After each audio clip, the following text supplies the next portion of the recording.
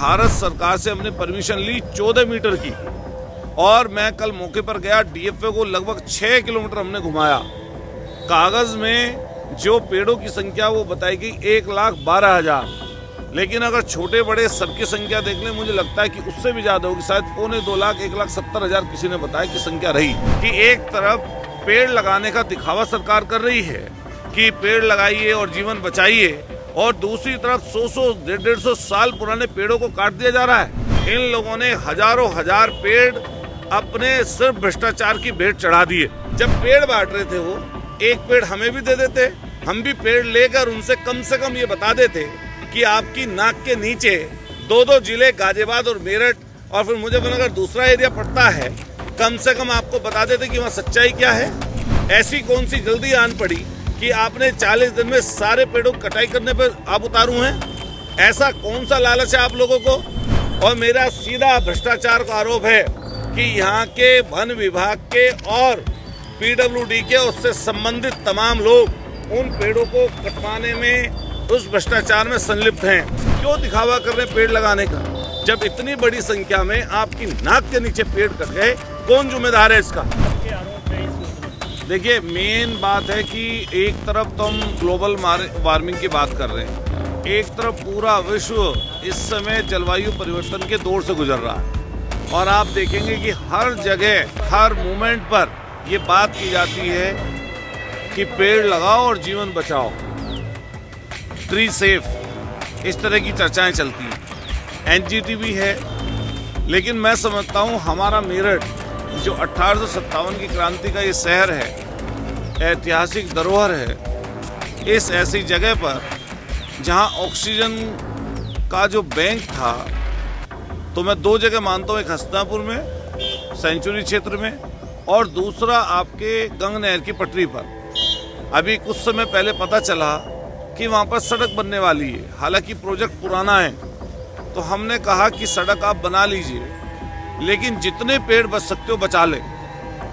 चुनाव चल रहा था, चुनाव के समय में अचानक से जब सब लोग चुनाव में लगे हुए थे, हर दल पार्टी सामाजिक संगठन चुनाव में था, उस समय इन्होंने जो गंग नहर की जो हमारी दाईं पटरी है, जो मुरादनगर से निकलती है और उधर की तरफ आगे तक हरिद्वार बॉर्डर तक जाती है नहर, जिसकी लेफ्ट हैंड पर पहले से पटरी है, दाईं पर आपके इनको पटरी बनानी थी, जिसमें ये इन्होंने, इनका कहना ये है कि भारत सरकार से हमने परमिशन ली 14 मीटर की, और मैं कल मौके पर गया, डीएफओ को लगभग 6 किलोमीटर हमने घुमाया। कागज में जो पेड़ों की संख्या वो बताई गई 1,12,000, लेकिन अगर छोटे बड़े सबकी संख्या देख लें, मुझे लगता है कि उससे भी ज्यादा होगी, शायद 2.25 लाख 1,70,000 किसी ने बताया कि संख्या रही। और मैंने पूछा कितने पेड़ अब तक कट गए, तो उनको कोई नॉलेज इस चीज की नहीं है। मुझे तभी कल ही पता चला कि 40 दिन पहले अखबार में पढ़कर, न्यूज़पेपर के माध्यम से एनजीटी ने स्वतः संज्ञान लिया था, वहां पर लगातार हियरिंग चल रही है। तो मैं सरकार से पूछना चाहता हूं कि एक तरफ पेड़ लगाने का दिखावा सरकार कर रही है कि पेड़ लगाइए और जीवन बचाइए, और दूसरी तरफ 100-150 साल पुराने पेड़ों को काट दिया जा रहा है।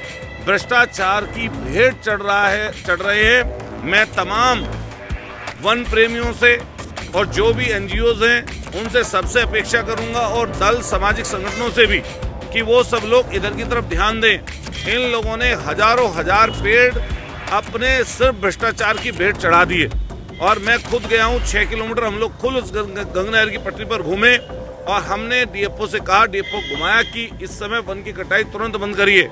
उन्होंने उसको कहा भी, आदेश भी किया। हम लोगों ने उनको कई जगह फीता डालकर उसकी चौड़ाई भी नपवाई, जो कई जगह 35 से 40 मीटर तक थी।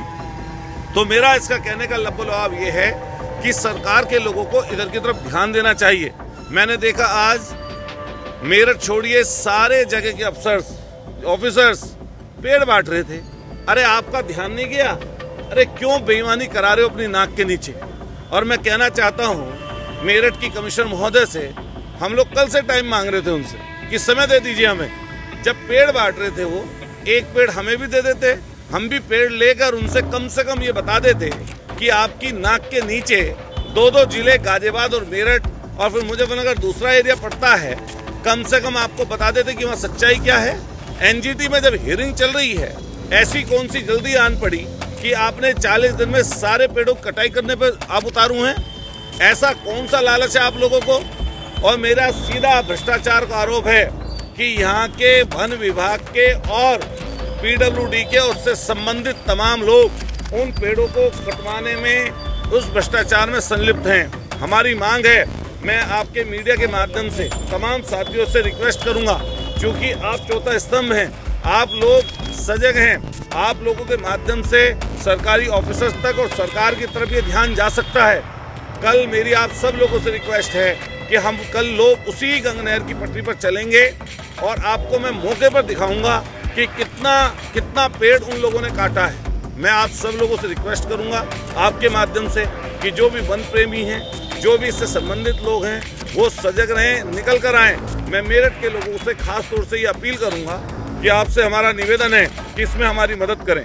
मैं आने वाले समय पर पेड़ चिपको आंदोलन हमने कल भी किया है, पेड़ से चिपक कर अखबारों के माध्यम से ये चीज़ आगे भी जा रही है, लेकिन मेरी कोशिश रहेगी 112 किलोमीटर लंबी जगह है जहाँ पर सड़क बन रही है। हम सड़क के विरोधी नहीं हैं, लेकिन जितनी भारत सरकार से मान्यता मिली उससे एक्स्ट्रा इन लोगों ने पेड़ काट लिए। सरकार ये कहती है, एनजीटी का नियम है, एक पेड़ काटोगे उसके बदले 3 लगाओगे, लेकिन पता चला कोई जगह 10 की बात चलती है, कई जगह 3 की बात चलती है। लेकिन आप पता कर लें, इनका ये लोग मेरठ के बजाय पेड़ लगाने के लिए जमीन लिए इन्होंने रॉबर्ट्सगंज में, सोनभद्र 1100 किलोमीटर दूर।